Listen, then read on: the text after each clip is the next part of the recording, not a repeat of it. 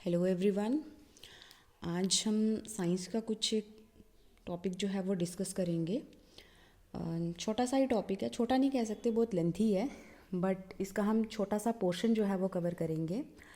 आपके journal science में आपको बहुत सारे बायोलॉजी पोर्शन में बहुत सारे जर्नल टॉपिक्स आपको देखने को मिलेंगे, जैसे न्यूट्रिशन हो गया।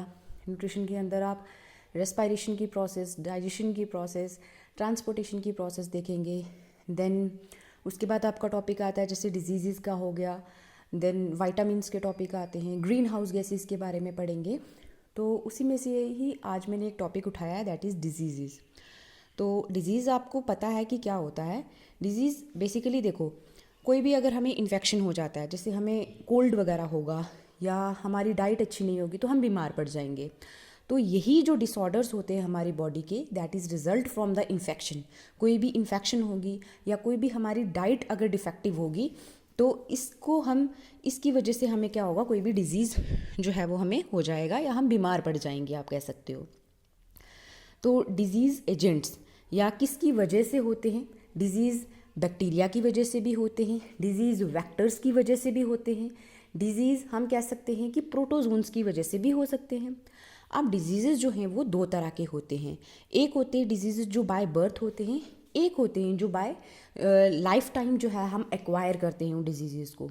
तो जो हम लाइफ टाइम में अपने डिजीज़ को एक्वायर करते हैं, that disease are categorized into the two categories, that is communicable diseases और non communicable disease. Communicable disease को हम इन्फेक्शियस डिजीज़ भी कहते हैं और नॉन कम्युनिकेबल डिजीज़ को नॉन इन्फेक्शियस डिजीज़ भी कहते हैं। अब हम कुछ इम्पॉर्टेंट कम्युनिकेबल डिजीज़ के बारे में पढ़ते हैं। तो जो इम्पॉर्टेंट कम्युनिकेबल डिजीज़ हैं इसमें हम पढ़ेंगे that disease that are caused by, जो वायरसेस की वजह से होंगे। इसमें भी अलग अलग तरह के डिजीज़ हम पढ़ेंगे। देन कुछ डिजीज़ होते हैं जो बैक्टीरिया की वजह से होते हैं, कुछ डिजीज़ जो होते हैं प्रोटोजोन्स की वजह से होते हैं। तो आज हम सबसे पहले डिस्कस करेंगे disease that are caused by viruses, कि वायरस से हमें कौन कौन से डिजीज़ होते हैं। तो सबसे common disease that is a influenza.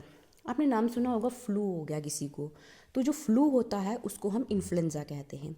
इसका जो कॉजेटिव एजेंट है कि किसकी वजह से जो होता है, that is a myxo virus influenza.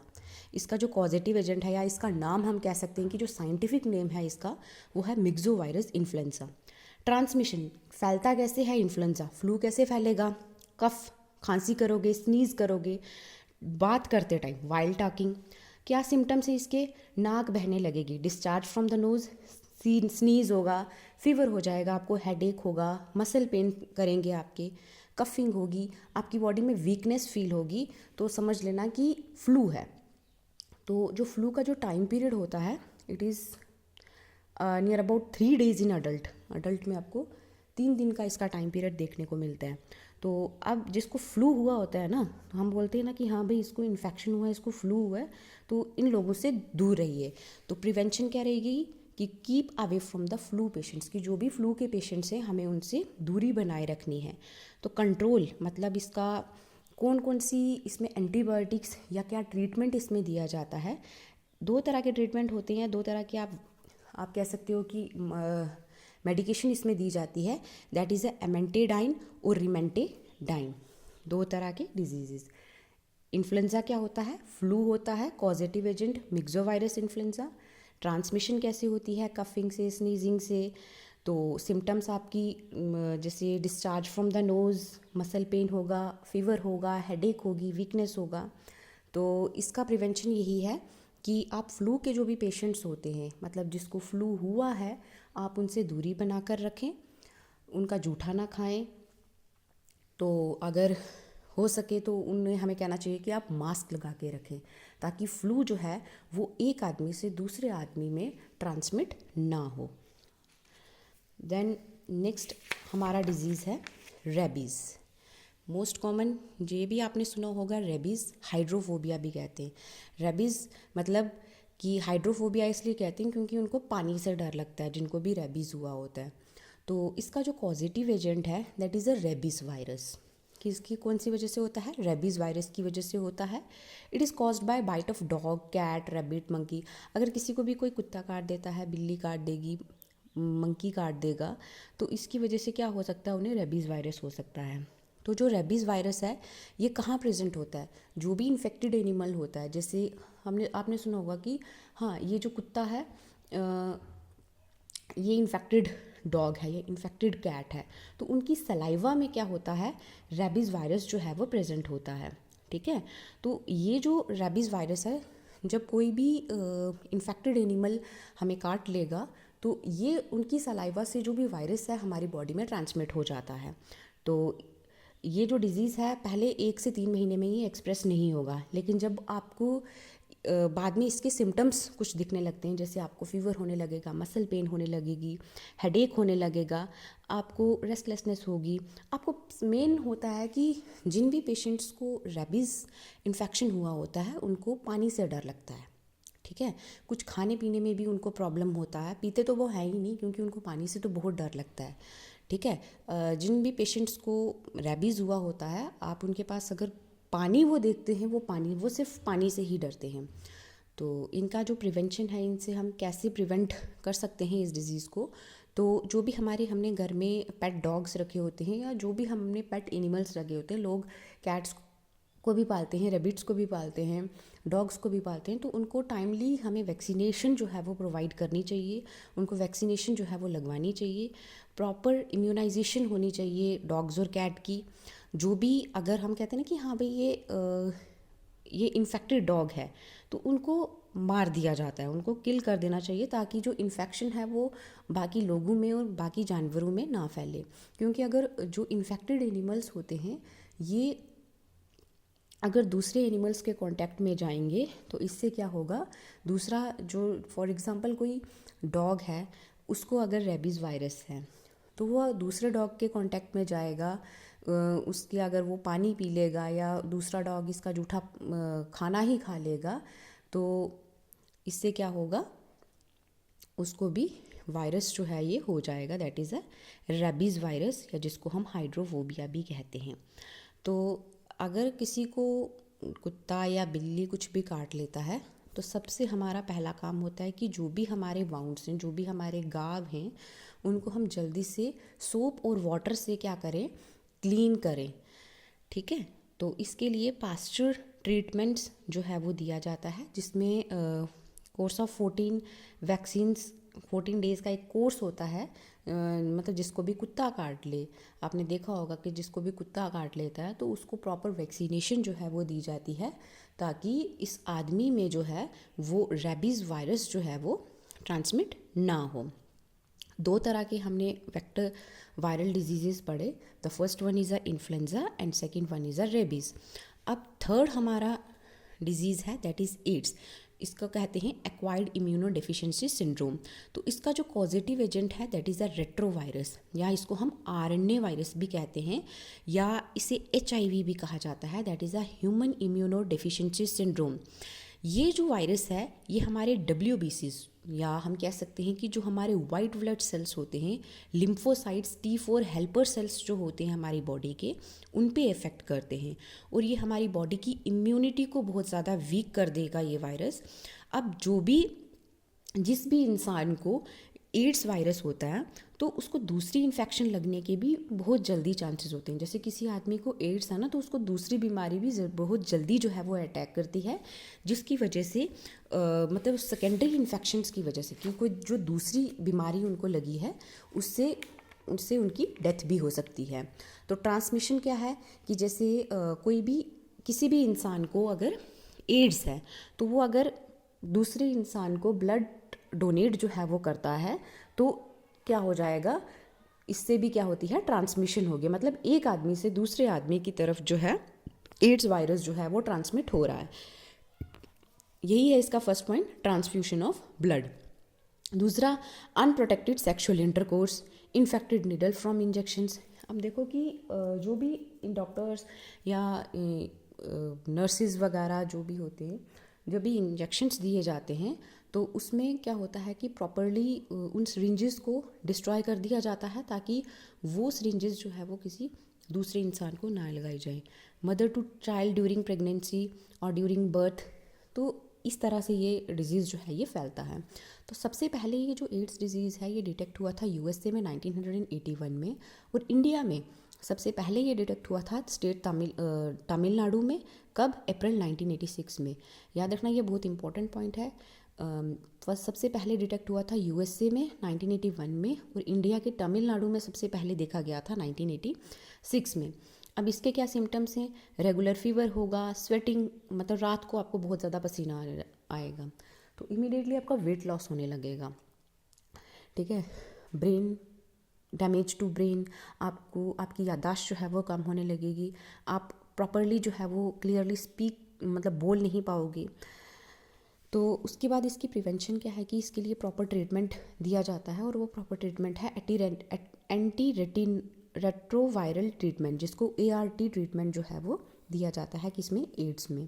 Proper education होना बहुत ज़रूरी है, ठीक है। डिस्पोजल ऑफ सिरिंजेस, ये मैंने आपको पहले भी बताया कि सिरिंजेस की प्रॉपर डिस्पोजल, क्योंकि अगर आप इन्फेक्टेड आदमी की कोई भी अगर सिरिंज दूसरे इंसान को लगेगी तो इससे भी इन्फेक्शन ट्रांसमिट होने के बहुत ज़्यादा चांसेस होते हैं।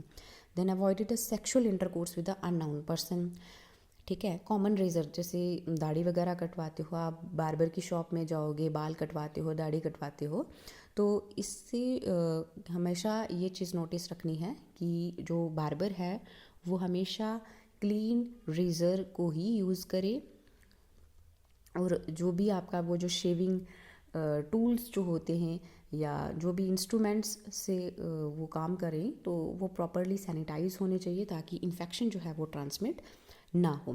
Then next is a polio. Polio का जो पॉजिटिव एजेंट है दैट इज़ अ पोलियोमाइलिटिस, या पोलियो वायरस भी कहते हैं। ये वायरस जो है ये एंटर करता है हमारी बॉडी में थ्रू फूड, खाने से ये हमारी बॉडी में एंटर करेगा, और एंटर करते ही ये हमारे इंटेस्टाइन्स से होते हुए ये हमारे CNS that is a central nervous system में एंटर करेगा, दैट इज़ ब्रेन और स्पाइनल कॉर्ड में ये एंटर कर जाएगा। खाने से जाएगा हमारी बॉडी में, फिर इंटेस्टाइन से होते हुए CNS मतलब सेंट्रल नर्वस सिस्टम में जाएगा। CNS से होता हुआ ये वायरस जो है हमारे मोटर सेल्स को डिस्ट्रॉय करते हैं। Motor cells of spinal cord है कि जो हमारे मस्कुलर कंट्रोल, मतलब जो हमारी मूवमेंट के लिए जो इम्पोर्टेंट हैं होते हैं हमारे मोटर सेल्स, उनको ये डिस्ट्रॉय कर देता है। तो जो पोलियो पर्सन होता है दे आर मतलब वो नॉर्मल फंक्शंस जो है बॉडी के वो परफॉर्म नहीं कर पाता है, इवन कि वो चल भी नहीं पाते हैं। तो basically it is a kind of paralysis की तरह ही होते हैं ये। तो जो चिल्ड्रंस 6 महीने से 3 साल के जो बच्चे होते हैं they are prone to infections, मतलब इनको इन्फेक्शन लगने के ज़्यादा चांसेस होते हैं। सिम्टम्स क्या हैं इसके? वही कॉमन हेडेक होगा, फीवर होगी, वॉमिटिंग होगी। तो आहिस्ता आहिस्ता आपके जो बॉडी है मतलब आपके जॉइंट्स वगैरह जो होते हैं बेसिकली ये जुड़ने लगते हैं, जिसकी वजह से एक ऐसी कंडीशन आ जाती है कि आप कहते हो कि बॉडी में पैरालिसिस हो गया है। तो प्रिवेंटिव मेयर्स क्या हैं कि प्रॉपर एक्सरसाइजिंग होनी चाहिए लेग्स की, उसके बाद जो भी वेस्ट वगैरह है, गंदगी वगैरह, उसकी प्रॉपर डिस्पोजल होना चाहिए ताकि वहाँ से इन्फेक्शन जो है वो ना फैले।